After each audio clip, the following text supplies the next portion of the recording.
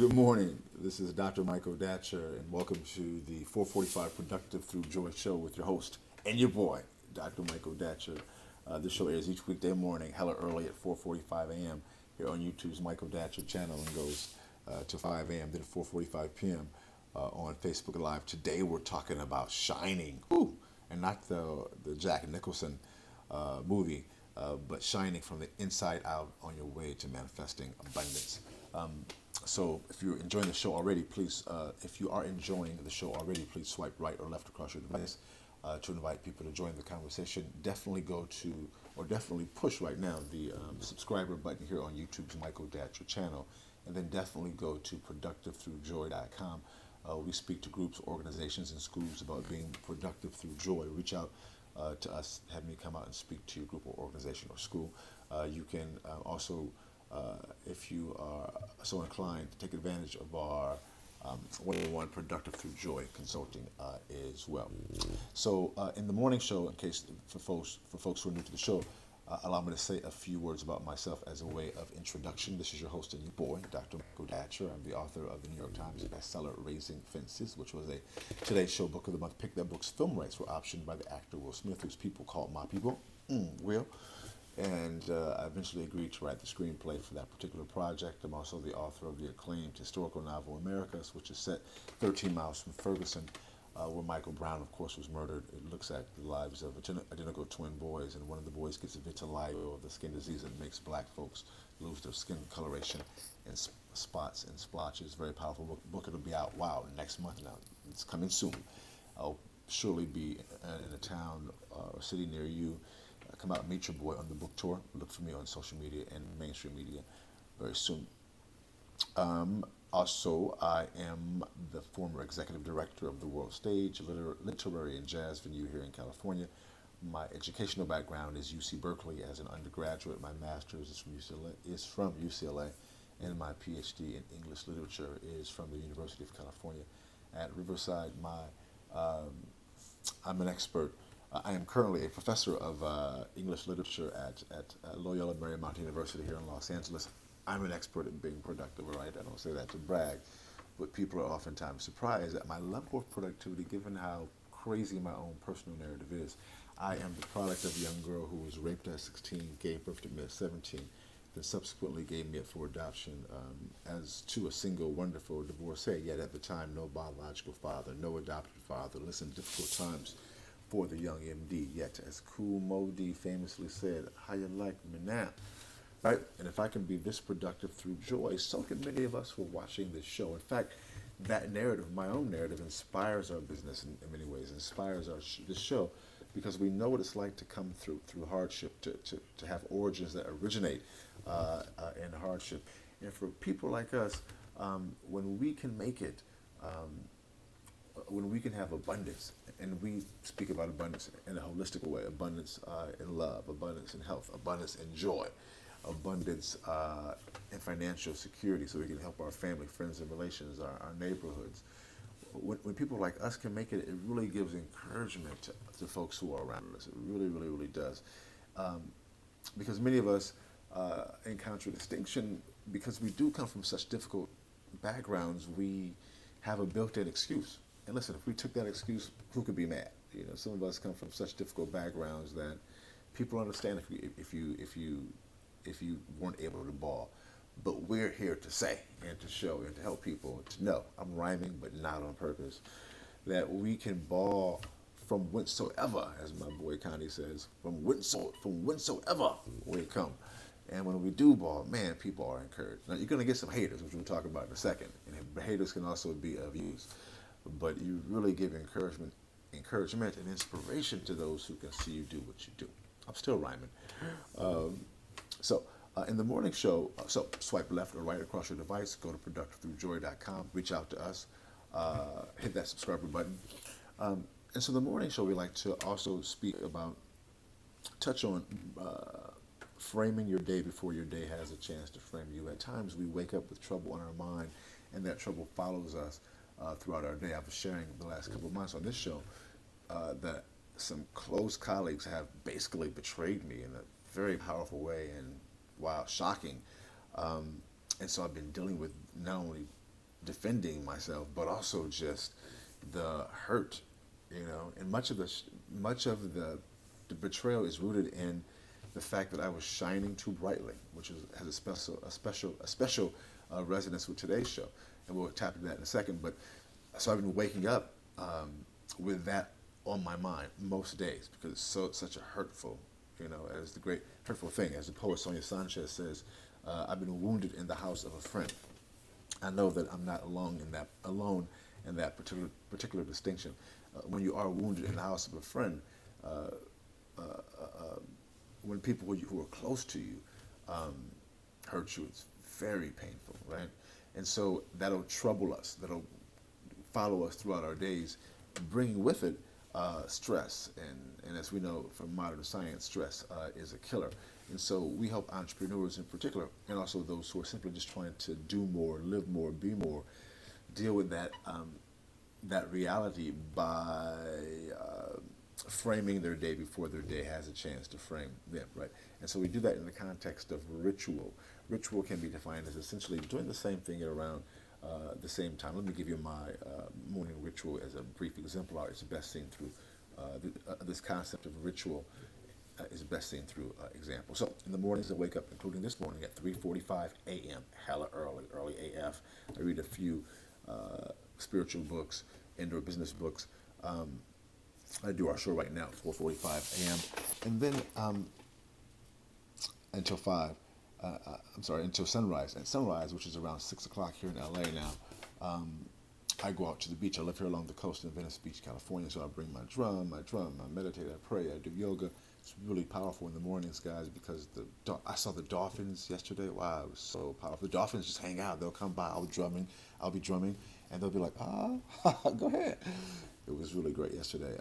So I get so reinvigorated. I come back to the crib. I work on my book, my new book, a while longer, and then I go back to the beach to run up the coast all the way past Santa Monica. At times with my daughters, or my daughter, depends who's home in the morning, and then I come back. I run all the way back to go to my gym here in Venice to get my workout in. So by 9:30, I'm feeling amazing. My body is being flooded with endorphins. That endorphin release gives me a sense of euphoria that I can then move, which helps me move towards my goals and objectives. As we know from 10th grade science, there's a scientific imperative behind the feeling of joy. When the body's feeling joyful, what's happening is that the body is flooding itself with endorphins, and that chemical release gives us a sense of euphoria that we can then leverage to move ourselves towards our goals and objectives. For me, which of course involves real estate, publishing, public speaking, and of course consulting. We're not saying do what I do, we're saying do what you do, and we help people do what they do in that context. So as a part of my reading, now I'm reading 3 books. Usually I read 2, but I had another one that I just had to read, and these books of course rotate as I get them done. I'm reading a book called The Nag Hammadi Reader, which is a book of kind of a compendium of spiritual literature from the 2nd and 3rd century, really powerful. I'm reading a book called Cash in a Flash, which is really interesting. I just began this book, interesting book, about the conflation of spirituality and basically productivity and making that money. I'm also reading Own the Moment, which is a book by Carl Lentz, which is a book about just that owning the moment. So from those 3 books, I extract some wisdom, which I call the morning chant. Today's morning chant is, as a meditating natural mystic, my passionate spiritual practice of living love as a verb makes my inner light shine bright as I manifest abundance, right? So I think about that morning chant in the morning. I contemplate it. I place it on my phone. As I go through my day, I'll break my phone out and look at it, read it, think about it. And I also create the morning and afternoon shows. So based upon that reading. So each show that we do here is always rooted in some type of very fresh, organic, farmer's market style of spiritual business wisdom, right? And that's our model. We believe that abundance is holistic. It's life. It's love, but it emanates from inside out. When your inner life is abundant, we feel that your outer life will be abundant, and plus you just be joyful. That's one of the great fringe benefits of our approach is that you just get like this. You're feeling good at 4:45 in the morning. This is no coffee. This is just I'm on inner light right now. Again, if you're enjoying the show, please share this on your social media platforms. Swipe left or right. Reach out to Productive Through Joy. Have me come out speak to your school, group, or organization. Definitely, if you are so inclined, take advantage of our one-on-one Productive Through Joy consulting. Very, very powerful programs that we have. Let's dive into the topic for today. So we're talking today about shining. And point one is that you want to have shining be a goal, right? Sometimes with millennials, I'm a professor, so I am a professor, so I'm around lots of millennials. Millennials have an awkward kind of relationship with shining. They want to be on social media, which is fine, but in terms of their interpersonal lives, they're not so inclined to shine. Just a broad take from my experience, because they don't want to risk not fitting in, right? Because in the hyper world of social media, the judgment level is so high that people are risk averse to being attacked. And when you shine, you elevate yourself, and you probably are going to get attacked. That's what it is. So we're saying, though, you want to not even address that, right? Let me rephrase that. You want to not allow people's opinions of you to stop you from shining. So you want to have a mindset of, I'm going to shine. Point two, once you shine, the shine shines brightest when you develop the shine from the inside out. What does that mean? Well, we help people through a series of modalities, which include, but are not limited to, yoga and Pilates and meditation, various things, whatever fits their schedule in their particular life, to develop a morning ritual that they can lean upon throughout the day, that they can build a good sense of self, an inner light shine, and then we feel like, and we know in our experience, that inner light shine attracts people, which goes into point three. As you're shining, you're going to attract people, right?